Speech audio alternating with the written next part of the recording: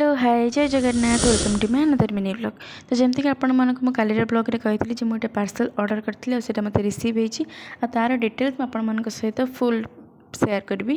तो से पार्सलटा मु कौ आप्रु मकई केते टंका पड़ा से प्रोडक्टा भल ना नहीं तो आपण सहित सब सेयार करी। तो ये फास्ट प्रोडक्ट मु ओपनिंग आपण के सामने हिं करुँची।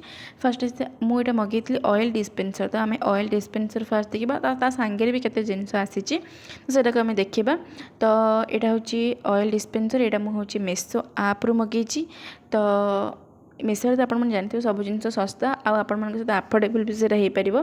तो ये फास्ट आम ऑयल डिस्पेंसर देखीदे आपण जो कम तेल यूज करुवे तो यहाँ आपण बहुत ही भल अधिक तेल यूज करेंगे यहाँ भल आटा मार्किंग सिस्टम एमएल अच्छी आपने जापर आप केते तेल यूज कर। तो ये आप लीडटा भी देखिपे केते भल अच्छी आपमती करके तेल को करके आपण तेल यूज करेंगे।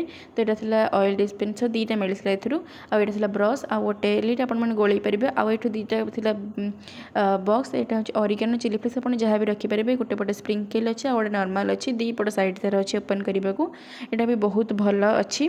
ता सागे गोटे काहाली मिलता मैंने तेल पोर करने को बटल रे।